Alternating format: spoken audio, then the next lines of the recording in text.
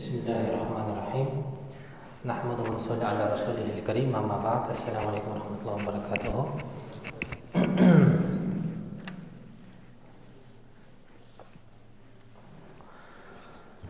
Allah subhanahu wa ta'ala адамдарды жаратқан кезде адамдарды тек бақытты болу үшін жаратты. Бақытсыздық үшін жаратқан жоқ. Сол адам бақытты болу үшін Алла Тағала Құран жіберді, сосын пайғамбарларды жіберді. Яғни осы көрсетсін деп, бақыттың жолы қандай? Жалпы адамның фитратында, адамның табиғатында бақытсыздық деген нәрсе жоқ негізінде. Біреу неке қиған кезде, үйленген кезде бір жақсы әйел алайын деп, сонымен бақытты болайын деп неке қияды. Біреу жұмысқа тұратын болса, бір жақсы жұмысқа тұрайын, жақсы айлығымен, сол жерде бақытты боламын деп. Аяғы ауыр болса, менде салихалы ұрпақтар болсын, солармен бақытты болайын деп. Адамның фитратында өзі бақытты болуға сондай несі бар. Сондай Алла Тағала сөйтіп сондай сезім, сондай не жаратып қойған өз табиғатында. Бірақ ақиқатында бақыттыққа апаратын тек бір жол бар, ол дін жолы. Пайғамбарымыз саллаллаху алейхи вассаламға түскен Құран, сосын пайғамбарымыз саллаллаху алейхи вассалам көрсеткен жол. Қаншалықты сонымен жүреміз, соншалықты біз бақытты боламыз. Енді мына жерде пайғамбарымыз саллаллаху алейхи вассалам сүннеттерінен айтып кетсек, қандай істеу, пайғамбарымыз саллаллаху алейхи вассалам жүрісі қандай болды, киімі қандай болды, жатқан кезде қалай жатты, алдыңғы бір сабақтарда қалай дастарханда отыру керек, қалай ішу керек, қалай жүру керек, соны өттік. Бүгінгі тақырып пайғамбарымыз саллаллаху алейхи вассалам жаңағы қандай киімдер кию керек, үйге кіргенде қалай керек, және де басқа сүннеттерден. Ең бастысы пайғамбарымыз саллаллаху алейхи вассалам киімдердің түстеріне қарайтын болсақ, ақ түсін жақсы көрген. Яғни ақ түстен кию ол пайғамбарымыз саллаллаху алейхи вассаламның сүннетінен. Кейіннен көп әсіресе жаңағы араб мемлекеттерде әйел адамдар қара түсті кетті. Негізі қара түсте деген ондай дінімізде ондай жоқ. Ол жерде немесе қара түс киімдер деген, киіммен дегендер де ондай жоқ та. Адам өзі біледі. Бұл мәселе жергілікті заңына, жергілікті қандай дәстүрлеріне қаралатын нәрсе. Шариғатымызда мынандай нәрсе бар, әл-ма'руф кәл-машрут. Біздің ұрфымызда, біздің дәстүрімізде, елімізде қандай қалыптасқан, сол машрут сияқты, сол шарт сияқты, соған сай жүру. Егер араб мемлекеттерде қара киінген бұл дұрыс болып есептелетін болса, мысалы үшін бізде біздің мемлекетімізде қара киінген адамдар шошиды мысалы үшін. Сол үшін басқа түстер, ақтан да киюге болады, басқа әйел адамдарға қатысты айтып отырмын, басқа түстерден де кисе жақсы болады.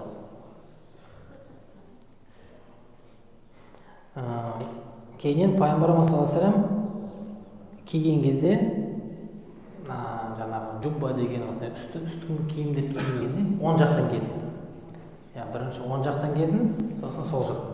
Шешкен жерде сол жағынан шешеді. Түсінікті ғой, киген кезде оң жақтан киеді, шешкенде сол жақтан шешеді.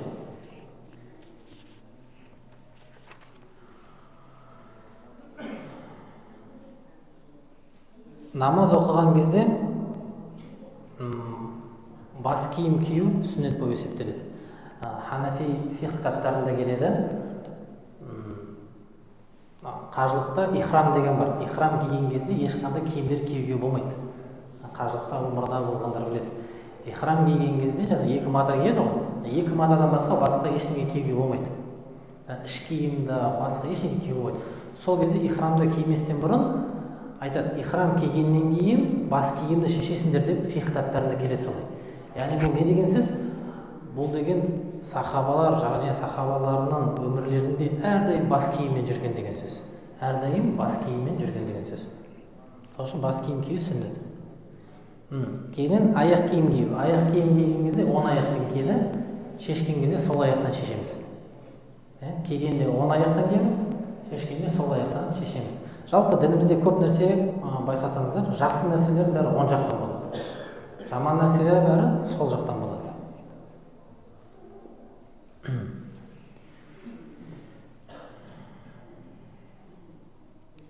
Кейін үйге қалай кіру керек? Пайғамбарымыз саллаллаху көрсеткен жолымен қалай кіруіміз керек? Бұған бөлек бап айтылған, не үшін? Себебі бұл өте маңызды нәрсе. Үйге қалай кіреміз, содан біздің осы дүниедегі, ана дүниедегі мәселеміз шешіледі. Мафхум хадисте келеді, егер адам оң жақпен кіретін болса, дұғасын айтатын болса, жын шайтандар не дейді? Біз бүгін өзімізге қонатын жер таппадық дейді. Жын шайтандар бұл үйге кіре алмайды. Жын шайтандар кіре алмаса, болды, бұл жерде береке болады, бұл жерде періштелер болады. Бұлайша айтқанда, осы дүниеде отты да, ана дүниеде де отты. Жоқ, сол аяқпен кіретін болса, өзін ешқандай дұға, ешқандай зікір айтпай кіретін болса, жын шайтандар не дейді? Хадисте біз өзімізге бүгін қонатын жер таптық дейді. Көрдіңіз бе? Кіруден басталып жатыр. Кірудің өзі маңызды болып тұр, үйге кірудің өзі. Саған байланысты да сенің кіруің қалай болады, соған байланысты сен үйде береке боламын, болмаймын. Бұл осы жерден басталады. Сол аяқпен кіріп, Алланы зікір айтпаса, дұға айтпаса, онда жын шайтандар өзімізге бүгін қонатын жер таптық. Жын шайтандар кіретін болса, бас болады, азғырады, жаман ойлар болады, фитна болады үйде. Басқа сондай жаман нәрселер болады. Сол үшін арнайы дұғасы бар. Бірінші дұға: Бисмиллахи таваккалту алаллах, ва ла хаула ва ла қуввата илля биллах.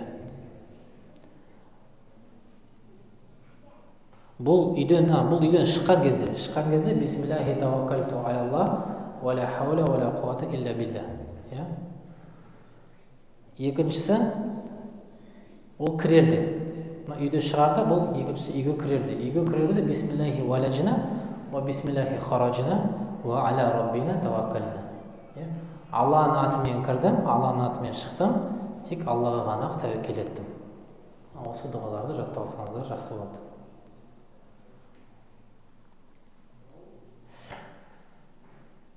Үйге кіргенде үйдегілерді сосын ассаламу алейкум деген сөздермен қарсы алу.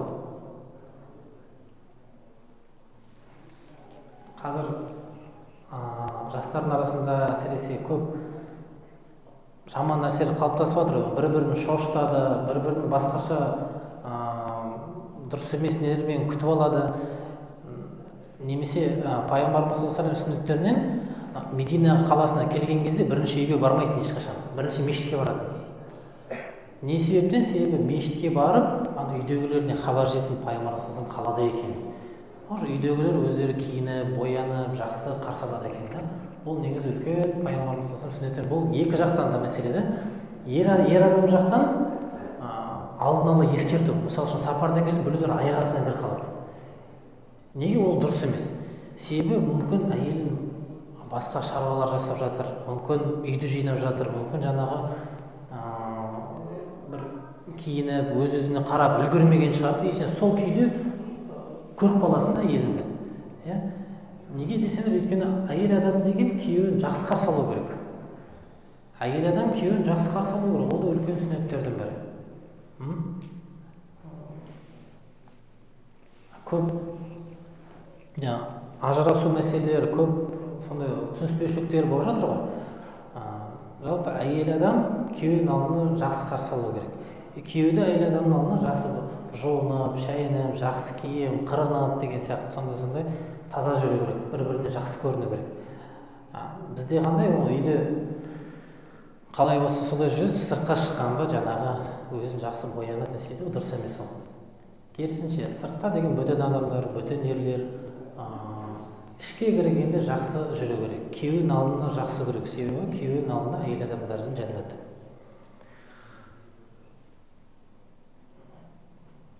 Сол әдептерден, сүннеттерден үйге келгенде сондай ассаламу алейкум деген сөздермен қарсы алу. яғни үйге бар екен. Жалпы қандай болса да, мысалы үшін тоқылдап тұрып немесе жөтеліп тұрып үйде бар екенін білдіру, дұрыстап үйдегілер дұрыстап қарсы алатындай. Ол да пайғамбарымыз саллаллаху алейхи вассаламның сүннетінен.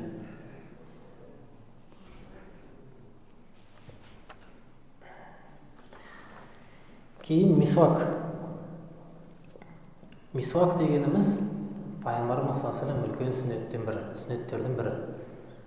Кейбір ханафи кітаптарында келеді, ол суннат муаккада деп келеді, бекітілген сүннет.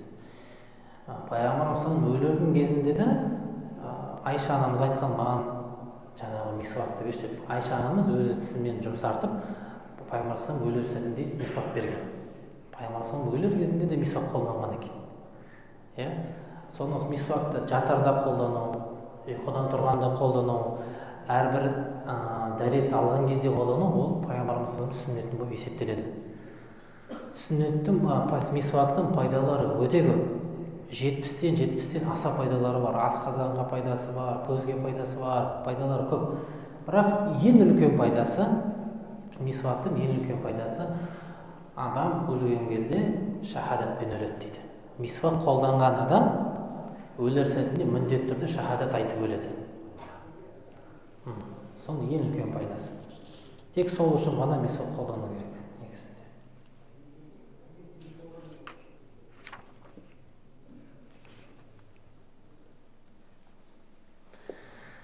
Кейін толы ғұсыл қиыну. Жұма намазға ғұсыл қиыну. Жалпы ғұсыл қиыну жайында маңызды мәселелер көбісі негізі немқұрайлы қарайды екен бұл мәселеге. Ер адам жыныстық қатынастан кейін міндетті түрде ғұсыл қиыну керек. Ғұсыл қиынған кезде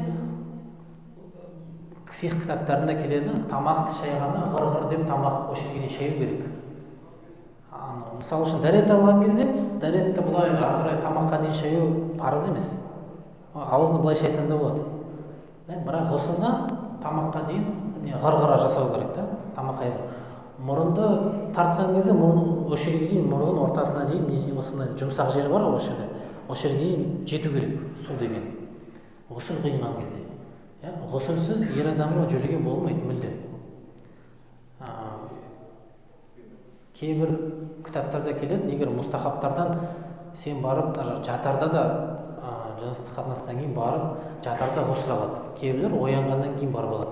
Бірақ ары қарай ғұсылсыз далаға шығу немесе ғұсылсыз тағы да көп уақыт өткізу, өйткені бұл сен лас кезінде, бұл адам лас. Ол ғұсылсыз деген Құран оқуға болмайды, намаз оқуға болмайды, қажылық жасауға болмайды, ихрам мен тауаф айналуға болмайды. Ғұсылсыз деген адам лас жүреді. Сол лас кезінде жын шайтандар лас кезінде кіруі мүмкін бұл адамға. Жын шайтандар мысалы үшін күнәһарларға немесе лас жүретін адамдарға жақын болады екен. Кейіннен барып ол ғұсылсыз мүлдем жүруге болмайды негізінде. Сол мына жерде айтып жатқан, бұл бірақ сүннетті айтып жатыр. Жұма намазға ғұсыл қиыну. Біреулер оны дейді, жұма күні ғұсыл қиыну. Жоқ, жұма күні ғұсыл қиыну деген ол сүннеттерден емес негізінде. Жұма намазға ғұсыл қиыну керек. Сол сүннеттерден болып есептеледі. Үшіншісі миск қолдану. Миск қолдану, бірақ миск қолданудан мына жерде бір нәрсеге мән беру керек. Бұл миск қолданғанда кейбір мисктер болады ғой, резкий иістер болады ғой, бірден адамдар кейбіреулерге ұнайтын бар, ұнамайтындар бар. Мысалы үшін бір отырыста отырасың, немесе бір жұмысқа барасың, жұмыс әріптестердің қастарына отырасың. Яғни бір резкий иіс шығады да сенен. Ол басқаларға кедергі болуы мүмкін, басқаларға кедергі қылуға болмайды. Сол үшін миск таңғанда дұрыс мисктер таңдау керек, иісі жағымдырақ, жақсырақ, қымбатырақ деген сияқты. Сол нәрсеге мән беруіміз керек.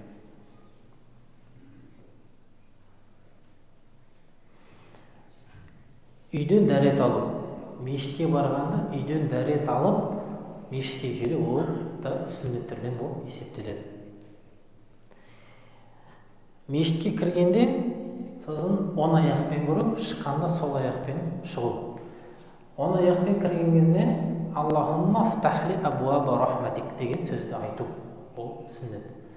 Я Алла, маған рахмат есіктерін маған аша көр деген мағынасы. Аллахумма фтахли абуаба рахматик.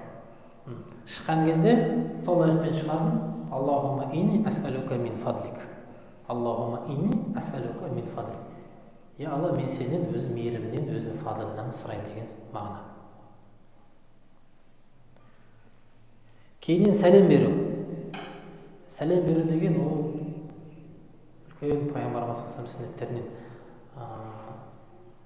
айтады ғой, бір-бірін жақсы көріңдер. Бір-бірін жақсы көру үшін қандай нәрсе жасау керек айтайын ба мақұм хадис деген. Сол кезде бір-біріне сәлем беріңдер дейді. Біздің қоғамда қазір андай нәрсе қалыптасқан, тек танитын адаммен ғана сәлем береді. Жоқ, танитын болса, танымайтын болса да сәлем беру керек. Ол да сүннет болып есептеледі. Сосын кездескенде қалай сәлем бересің? Қоштасқан кезде сәлеммен қоштасу керек. Қалай біз амандасқан кезде ассаламу алейкум деп айтамыз ғой? Ассаламу алейкум ва рахматулла. Қоштасқан кезде де ассаламу алейкум деп қоштасуымыз керек. Кездескенде қалай сүннет болып саналады? Қоштасқан кезде де сол нәрсе сүннет болып саналады.